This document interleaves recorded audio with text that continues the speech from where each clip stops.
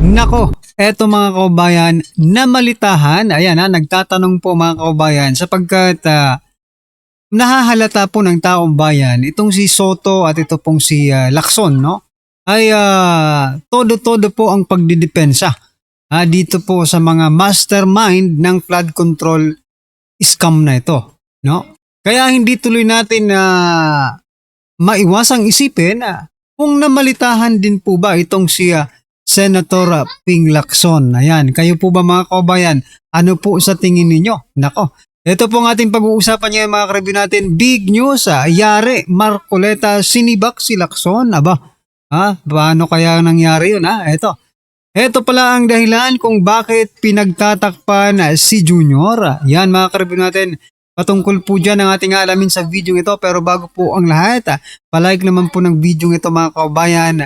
Malaking tulong po yan. Maraming salamat po. At eto nga, pasadahan po muna natin itong mga nagte-trending na balita dito sa social media. Aba, eto po mga kaubayan ang isang post, no? Sabi po dito ni Senator Cayetano, kaya pala agad-agad kinasuhan ang mga ito para may dahilan na hindi sila pwedeng ipatawag sa Blue Ribbon. Aba, sino-sino kaya itong agad-agad na kinasuhan? Ito po. Sabi po dito sa balita, no, dito po sa unofficial TikTok Vibes PH. Cayetano question ang hindi pagpapatawag sa 18 Marines sa Blue Ribbon. Nagpahayag ng pagdududa si Alan Peter Cayetano sa naging paliwanag ng liderato ng Senate of the Philippines kung bakit hindi maaaring ipatawag sa pagdinig ng Senate Blue Ribbon Committee ang 18 miyembro ng Philippine Marine Corps. Ayon kay Senador, sinabi umano ng Senate President na hindi na maaaring imbitahan ang mga ito dahil may kinahaharap na silang mga kaso sa kasalukuyan. Nako po, para kay Cayetano hindi umano nabuo ang puzzle sa issue. Anya, posible umanong dahilan kung bakit agad-agad kinasuhan or agad na kinasuhan ang mga Marines ay upang magkaroon ng basihan na hindi na sila maipatawag sa pagdinig ng Blue Ribbon Committee at maiwasan ang paglalabas ng mahalagang detalye sa investigasyon. Palakpakan po natin yan. Napaka-informative po nito mga kaubayan. Kaya naman pala. Kaya naman pala kinasuhan kasi ayaw nilang humarap ito. Dyan po sa Senado. Kasi nga naman mailalabas yung sino po talaga ang mastermind. Diba? Magkakaroon po tayo ng mga mahalagang impormasyon galing po dito sa mga magigiting na 18 Marines, diba? At mailalabas po nila ang katotohanan sa likod ng mga deliveries ng mga maleta ng basura. Aray ko po. Ito pong naging komento ng ating mga kababayan. Sabi po dito ni Sanday Mariga, ganyan po kalakas katindi ang korupsyon sa bansa dahil halos lahat ng opisyal ng departamento ay hawak ng mga sindikato at mga buhaya. Kaya wala na po ang serbisyong totoo sa bansa. Iba na po ang serbisyo ngayon Serbisyong maleta. Oo. Palitan na po natin yung serbisyong totoo. Okay? Serbisyong maleta kasi maging yung mga mainstream media, di ba? Sabi nila dati, serbisyong totoo. Walang kinikilingan, tanging katotohanan lamang. Ngayon po, iba. Diba? Iba na po yung nangyayari. Serbisyong maleta na po ang lahat. Okay? Sabi po dito ni John, kinokontrol nila dahil pag nabuking ang isa, damay-damay na lahat. Dapat abolish na yung Senate at Congress. Sayang lang pinapasweldo sa kanila. Correct. Diba? Sayang lang naman talaga. Diba? Tama lang para sa court na magpaliwanag ang mga witness kung sa committee walang lalabas na maliwanag na resulta. Sa korte may huwis na magtitimbang ng mali at tama, walang politiko na papang galingan. Ayan mga kababayan, do you agree? Anyway, ano po ang inyong masasabi dito mga kababayan? Just comment down below. At eto, no, pasadahan po muna natin itong isa pang balita mga kababayan about naman po ito kay Trillanes bago po natin i-play yung video. Eto talaga, hindi ba pwedeng mawala na ito sa Pilipinas? Sakit sa ulo lang, di ba? Puro kasinungalingan lang ang ano to eh. Pinapakalat. Sabi niya po dito, sa pinakakabagong pagsisinungaling, di ba? Noong 2018 habang presidente si Duterte at mayor naman si Sara, ayon sa PNP, ang Davao City ang may pinakamaraming rape cases. Aba. Ako hindi talaga ako maniwala sa iyo, no? Kasi kung yung ibang lugar, natakot sa pagiging presidente ni former President Duterte, yung Davao pa kaya hindi matakot, mga kababayan, na gumawa ng kalokohan? Eto for the sake of argument dito kaya Trillanes, sige. Sabihin na natin totoo yung sinasabi mo. Ang question dito, pwede ba Trillanes, magpakita ka ng mga dokumento, mga magsasabi, yung mga taga Davao mismo kayo nga mga taga Davao, no? Mga Davaoenyo na nanonood po dito sa ating channel, please, sabihin nyo nga sa akin kung totoo nga itong sinasabi ni Trillanes. Sabihin nyo po, noong 2018, siguro ko nabubuhay naman kayo ng mga panahong yan, dyan sa Davao. So, please, kasi sobra na pong taong ito eh. Itong tao ito, sobra na pong pagsisinungaling sa ating bansa. Kailan kaya ito? Ito ang sinasabi ko. Kailan kaya ito? Mananahimik. Yung hindi na talaga natin maririnig ang boses nito. Kailan kaya? Nagtatanong lang po kasi nakakarindi na po pakinggan si Trillanes. Puro na lang po kasi parang si Claire, di ba? Baka pag bigla ko lang naisip, no? Baka pag natapos si Claire Castro maging Yusek, makita natin sila pala magkatuluyan ni Trillanes. Hindi malabo yan kasi mukhang magkakaintindihan sila. Di ba? Mukhang magkakaintindihan po sila. Kasi ang pag-ibig naman po mga kaubayan ay yan eh.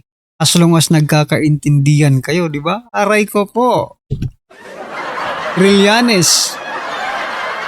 Anyway, ito po, chismis lang po yun. Ito po ang naging komento ng ating mga kaubayan. Sabi po dito ni Arnel Santos, walang ginawa kung sirain ang Pilipinas. Correct. Yan nga ang sinasabi ko eh. No? Lahat ng lumalabas sa bibig nitong hinayupak na ito, puro paninira. Okay? Buti pa sila. Kahit ano pwede nila ibato sa mga Duterte. Pero pag Duterte ang kumilos, may kaso agad. Correct. Palakpakan po natin. Diba? Kasi nga, hindi naman mga balat subuya sa mga Duterte. Pero pag sila, ginanyan mo, nako, maya-maya lang, papatawag ka na sa Senado or sa Kamara. Pag hindi, may kaso ka na, cyber libel. Diba? Ay, nako. Sabi po dito ni Kisia, saan evidence? Saan daw ang ebidensya? Pag mga Duterte, kaunting salita nila na hindi magustuhan, dami agad kuda ng mga may takot, galit sa kanila.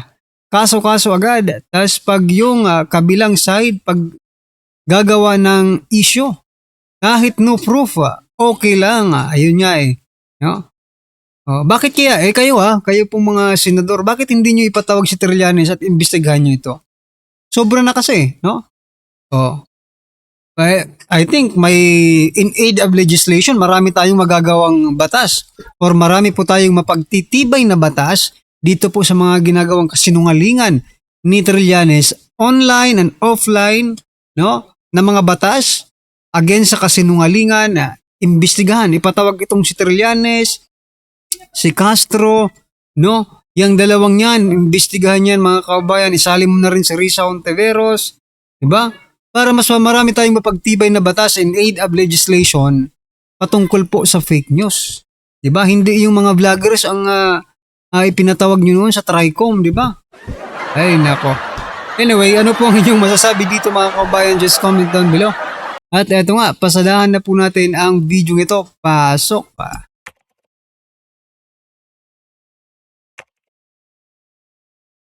Ito ang mainit na balita na siyang dapat malaman ng taong bayan at tila usap-usapan ngayon sa mundo ng social media. Labis nga ang pagkadismaya ni Senator Dante Marcoleta kay Blue Ribbon Committee Chairman Ping Lacson dahil matapos nga ang matinding pagbubunyag ng 18 ex-Marines patungkol sa mahigit 800 billion pesos na kanilang dineliver sa ilang matataas na opisyal ng gobyerno ay tila wala pa rin anyang planong imbestigahan ito ni Lacson. Kaya naman tanong nga ngayon ni Marcoleta, ano nga ba kaya ang kinakatakot nitong si Lacson at bakit tila iwas na iwas itong talakayin ang napakaseryosong aligasyon ng pagnanakaw sa kaban ng bayan. Halata di umanong may pinagtatakpan itong si Lacson at ito'y wala umanong iba kundi si Martin Romualdez at si Pangulong Bongbong Marcos, dahil kung talagang para umano sa bayan si Lacson ay marapat lamang na hindi ito mamili ng iimbestigahan. Anong masasabi nyo dito mga kababayan? At para sa buong detalye ng balita, narito't panoorin natin ang full video. Panoorin natin to ito. Gentleman from Cavite. Yan na. You're recognized. What is the Thank you, Mr. President. Taking the floor.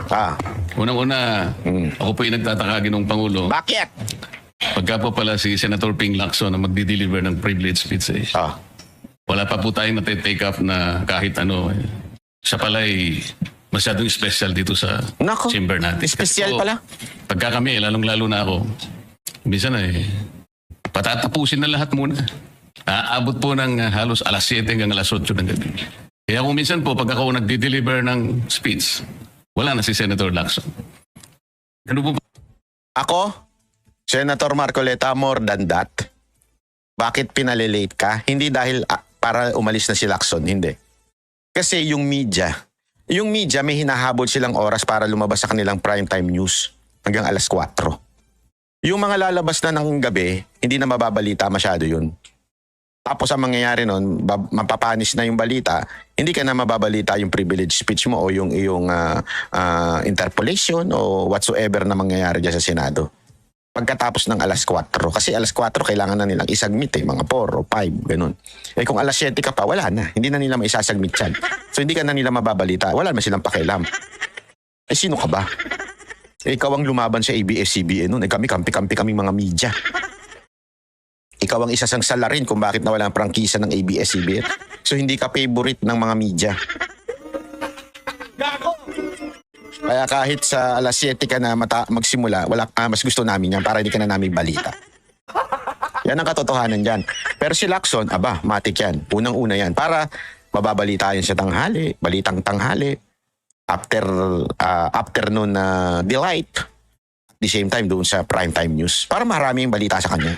Pag si Lacson, ikaw, tabi, alas 7 ka na para hindi ka namin mabalita. Yan ang dahilan sa tingin ko kung bakit sinasadyang alas 7 ka na. Pero si Lacson, wala pa yung topic. Simula na siya na kaagad. Importante. Majority Leader, I think you should answer that particular Yes, Mr. President, statement. yung privilege speeches, alam mo, dalawang linggo na lang po naiiwan with due respect to Senator Marcoleta. Talagang tinutulak natin yung legislation. Una, yung privilege speeches, we put always, and it's been a practice in the past, in the tail end of the discussions, because the privilege speeches can take up a lot of time. Yung nangyari po kasi kahapon, sa speech ni Senator Marcoleta, with due respect to the two sides, binanggit po niya yung pangalan ni Senator Lacson. So it is obvious that Senator Lacson would like to respond. So usually when it is personal and collective privilege, especially when they're trying to defend themselves, kasi gusto mong i-depensa ng sarili mo, binibigyan po natin ng pagkakataon ang senador na tumayo at any given point in time. Kaya kung sinabi din po sa akin ni Senator Marcoleta kahapon na ito po ay personal and collective dahil galit ako kay Senator Lacson, ginawa kong agad-agad. Pero hindi po niya kwento sa akin ano yung purpose ng kanyang speech. Kaya nung ninapitan niya po ako for speech, binabigyan po natin Senator Tulfo muna. Pagkatapos si Senator Tulfo, Senator Marcoleta naman po. Pero yung laman po ng speech ni Senator Marcoleta ay binabanatan isang membro ng Senado. Obviously, that member of the Senate will stand and defend themselves. We have to give them priority. It goes for any member of the Senate, Mr. President. We will give that privilege to any member of the Senate. Thank you. All right, thank you. Sir President, ang sinasabi ko lamang po ay ngayon ko lang po na nakita ang ganitong special treatment. Hindi ko naman sinasabi, Mr. President, na lahat ay ganito. Kasi po yung una pa po bago ito, Mr. President, naalala ko, tinapos muna lahat po ng bisita, pati po yung mga galing sa Southeast Asian Games.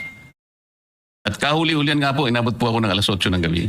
Yun lamang po. Ngunit gusto ko pong makapagtanong sana sa ating ginagalang na Senador Ping Lacson kung siya po ay papayag. My pleasure, Mr. President.